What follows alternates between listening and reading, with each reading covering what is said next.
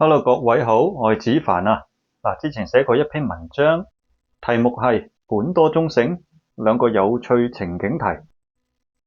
經常就話咧，人人背景不同啊，咁就投資取態，人人不同嘅，咁就向人哋提供具體嘅投資操作意見咧，實不可取啊。咁由於小弟咧，久唔久都會俾人問啊一啲投資意見嘅，咁就莫講話冇資格去俾意見啦。就算有資格，都唔應該俾嘅。咁以前都因為呢樣嘢咧，特登就拍咗條片講解嘅。咁日後任何人問到咧，我都會直接貼呢個連結俾佢。咁拍咗嗰條片咧，就慳翻唔少時間嘅。咁可以問我攞翻連結啦，重溫下。咁年輕同埋成熟嘅投資者係會有分別嘅喎。有關投資取態咧，呢度就想借一道有趣嘅題目，講下年輕同埋成熟嘅投資者嗰個分別啊。以下兩個情景，你會投資邊一個呢？情景一，25% 嘅機會咧會變4倍回報啊。另外75% 嘅機會係變零嘅，即係輸晒啦。呢個就係情景一。咁情景二咧就係50% 機會係會變1.2倍嘅回報，另外50% 機會咧就會變0.8倍嘅，即係輸兩成啦。咁我可以話你知，若果你係唔同取態嘅人，係會得出唔同嘅結果嘅，亦會覺得理所當然添。從數學上嘅分析咧，市場就住唔同嘅情景，佢都有一個機率同埋回報嘅計算嘅，咁就可以計到一個期望值出嚟，英文即係 expected value 啊。而以上兩個情景嘅期望值咧，同樣都係1，即係你計完數就知㗎啦。代表兩個情景嘅投資價值係相同嘅，市場大概都會得出相同嘅價格。當然喺市場有效之下咧，市場不停都會作出計算同埋買賣行為嘅，得出一個當刻準確嘅估值同埋價格啊。然而咧，明顯以上兩個情景出現嘅結果永遠都唔會係1嘅喎。按佢哋嘅分佈咧，頭先講嗰個情景啊，個結果只會出現一係4倍啦，一係就輸晒0倍啦，一係就1.2倍賺兩成，一係就0.8倍輸兩成。唔同取態嘅投資者咧，好多時都會着眼喺嗰個結果同埋期望值之間個差別而作出投資決定嘅。投資就傾向邊個情景咧？好多時就係視乎個人嘅階段咯。咩意思咧？就係例如年輕嘅時候，本金相對少啦，機會成本少啦，咁一心就想搏發達嘅，咁多數就會尋求一啲有機會大賺嘅，但係低機率嘅事件。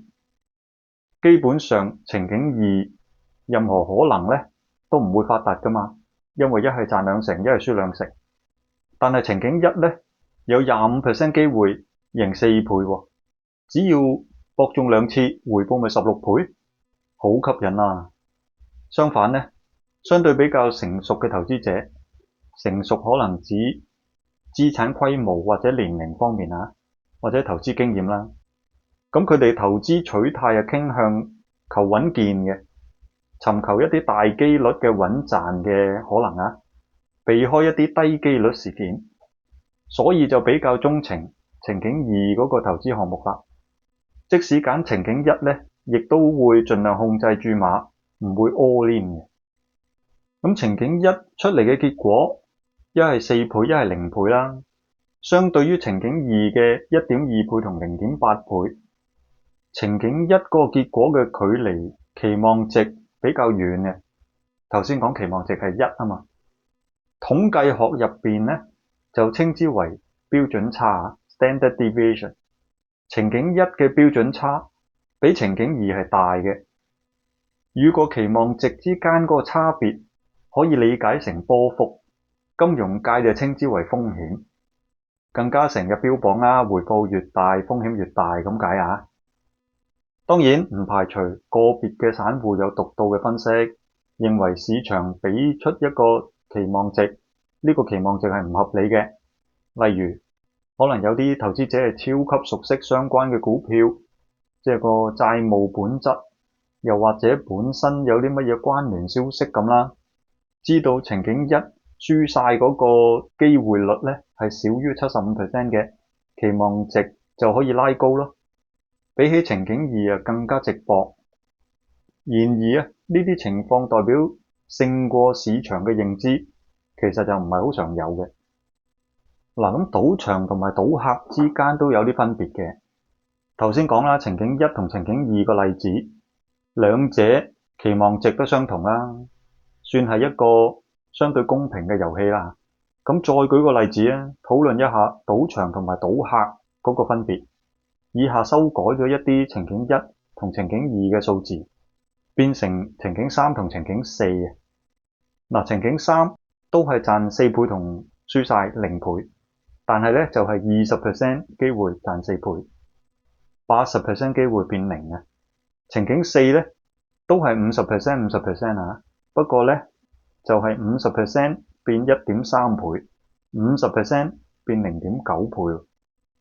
嗱，情景三依然係有賺4倍嘅機會啦，但係計一計佢個期望值而家唔係1，只係0.8。情景四咧依然係好悶啦，但係佢個期望值計一計1.1係大過1嘅。其實情景四咧大概就係賭場掌控緊嘅數字，賭場資金多，賭台多，俾賭客長玩嘅，機率上咧其實佢贏啲啲就夠噶啦。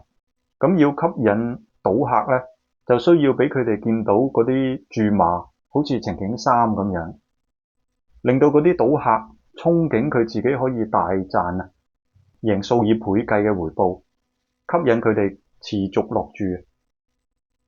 OK， 咁總結下啦，喺年輕人嗰啲討論區咧，流傳一個詞彙啊，本多終勝，指嘅係本金較多嘅投資者做投資，比起本金少嘅投資者更加能夠得心應手啊！資產數以億元計，擺喺度收息都得啦，一年回報都數以百萬計啦。而本金少咧，就係要靠搏嘅，成功機會就大減。相信問題核心正正就係所參與嗰個情景啊，或者所選擇嗰個情景啦。唔同情景、唔同機率同埋回報嗰個結果，亦都得出唔同嘅期望值。能夠抽離一啲去睇下嗰啲元素，絕對有助投資者作出精明嘅投資決定啊！頭先講好多數字啦，咁齋聽如果有啲亂咧，可以 click 翻下邊個連結去 Patreon 睇翻嗰篇文章個原文啦。呢條片講到呢度啦，拜拜。